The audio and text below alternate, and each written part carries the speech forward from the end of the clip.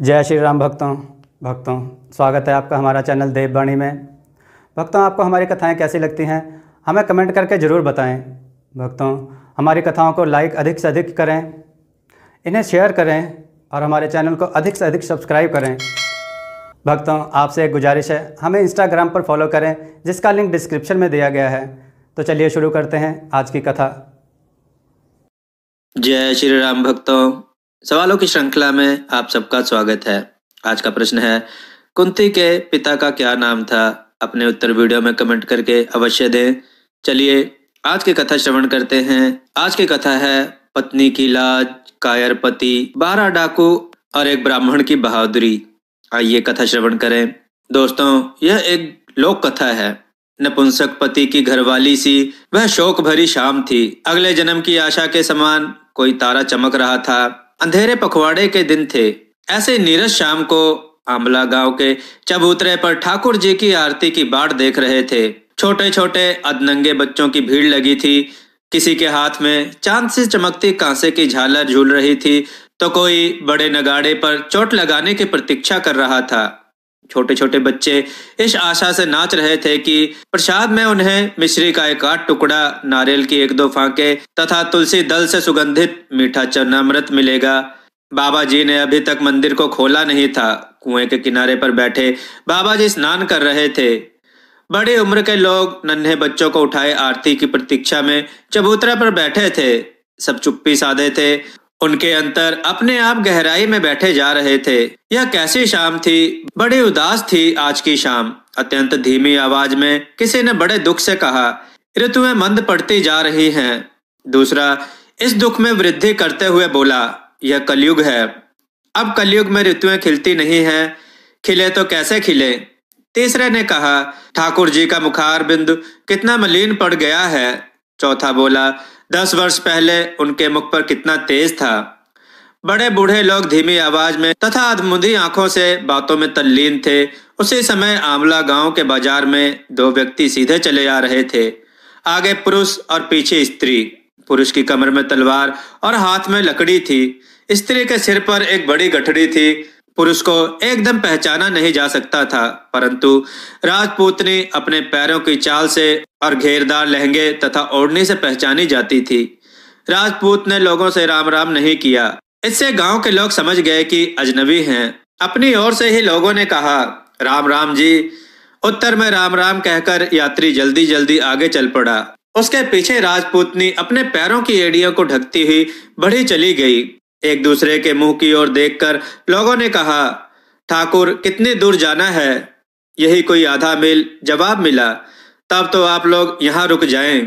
क्यों, इतना जोर क्यों दे रहे हैं? यात्री ने कुछ तेजी से कहा। इसका कोई खास कारण तो नहीं है, परंतु समय अधिक हो गया और साथ में महिला है, इसी से हम कह रहे हैं। अंधेरे में अकारण जोखिम क्यों लेते हैं? फिर यहाँ हम सब आपके ही भाई बंद तो हैं, इसलिए आप रुक जाएं। मुसाफिर ने जवाब दिया, अपनी ताकत का अंदाजा लगा करके ही मैं सफर करता हूँ। मर्दों के लिए समय समय क्या होता है। अब तक तो अपने से बढ़कर कोई बहादुर देखा नहीं। आग्रह करने वाले लोगों को बड़ा बुरा लगा। किसी ने कहा, ठीक है, मरना चाहते हैं तो इन्हें मरने दो। राजपूत और राजपूतानी आगे बढ़ गए। दोनों जंगल में चले जा रहे थे। सूर्य अस्त हो गया था। दूर से मंदिर में आरती के घंटे की ध्वनि सुनाई दे रही थी। दूर के गांव के दीपक टिमटिमा रहे थे और कुत्ते भौंक रहे थे। मुसाफिर ने अचानक पीछे घुंघरू की आवाज सुनी। राजपूतनी ने पीछे मुड़कर देखा तो उसे सनोरसा का जटा हलकारा कंधे पर डाक की थैली लटकाए हाथ में घुंघरू वाला भाला लिए जाते हुए दिखाई दिया। उसके कमर में फटे मयान वाली तलवार लटकी हुई थी। जटा हलकारा दुनिया की आशा निराशा और शुभ अशुभ की थैली कंधे पर लेकर जा रहा था। कुछ परदेश गए पुत्रों की वृद्ध माताएं और प्रवासियों की स्त्रियां साल 6 महीने में चिट्ठी मिलने की आस लगाए बैठी राह देखती होंगी। यह सोचकर नहीं, बल्कि देर हो जाएगी तो वेतन कट जाएगा, इस डर से जटा हलकारा दौड़ा जा रहा था। भाले के घुंघरू इस अंधेरे एकांत रात में उसके साथी बने हुए थे। देखते ही देखते हलकारा पीछे चलती ही राजपूतानी के पास पहुंच गया। दोनों ने एक दूसरे की कुशल पूछी। राजपूतनी का मायका सनोरसा में था। हलकारा सनोरसा से ही आ रहा था, इसलिए राजपूतनी अपने माँ बाप के समाचार पूछने लगी। पीहर के गांव से आने वाले अपरिचित पुरुष को भी स्त्री अपने सगे भाई सा समझती हैं। दोनों बातें करते हुए साथ चलने लगे। राजपूत कुछ कदम आगे था। राजपूतनी को पीछे रह जाते देखकर उसने मुड़कर देखा। दूसरे आदमी के साथ बातें करते देखकर उसने उसको भला बुरा कहा और धमकाया। राजपूतनी ने कहा, मेरे पीहर का हलकारा है, मेरा भाई है, देख लिया तेरा भाई, चुपचाप चली आ। राजपूत ने भौहें चढ़ाकर कहा।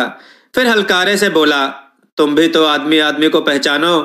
ठीक है बापू, यूं कहकर हलकारे ने अपनी चाल धीमी कर दी। एक खेत जितनी दूरी रखकर वह चलने लगा।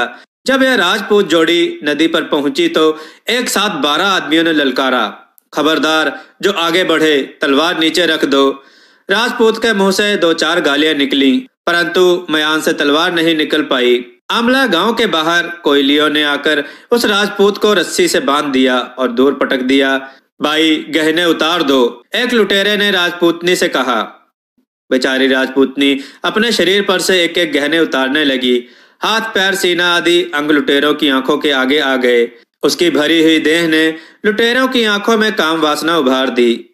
जवान कोयलियों ने पहले तो उसका मजाक उड़ाना शुरू किया। राजपूतनी शांत रही, लेकिन जब लुटेरे बढ़कर उसके निकट आने लगे तो जहरीली नागिन की तरह फुफकारती हुई राजपूतनी खड़ी हो गई। कोयलियों ने यह देखकर अट्टहास करते हुए कहा, अरे इस नागिन की मुष्ठ धरती पर पटक दो। अंधेरे में राजपूतनी ने आकाश की ओर देखा। जटा हलकारे के घूंघर की आवाज उसके कानों में पड़ी। राजपूतनी चीख उठी, भाई दौड़ो, बचाओ। हलकारे ने तलवार खींची और पलक झपकते वहां जा पहुंचा। बोला, खबरदार, जो उसको हाथ लगाया। 12 कोयलिए लाठियां लेकर उस पर टूट पड़े। हलकारे ने तलवार चलाई और 7 कोयलियों को मौत के घाट उतार दिया। उसके सिर पर लाठियों की वर्षा हो रही थी, परंतु हलकारे को लाठियों की चोट का पता ही नहीं था। राजपूतनी ने शोर मचा दिया। मारे डर के बचे हुए लुटेरे भाग गए। उसके जाते ही हलकारा चक्कर खाकर गिर पड़ा और उसके प्राण पखेरु उड़ गए। राजपूतनी ने अपने पति की रस्सियां खोल दी। उठते ही राजपूत बोला, अब हम चलें? कहाँ चले? स्त्री ने दुखी होकर कहा। तुम्हें शर्म नहीं आती? 2 कदम साथ चलने वाला वह ब्राह्मण घड़ी भर की पहचान के कारण मेरे शील की रक्षा करते मरा पड़ा है, और मेरे जन्म भर के साथी तुम्हें अपना जीवन प्यारा लगता है। ठाकुर, चले जाओ अपने रास्ते। अब हमारा काग और हंस का साथ नहीं हो सकता। मैं तो अब अपने बचाने वाले ब्राह्मण की चिता में ही भस्म हो जाऊंगी।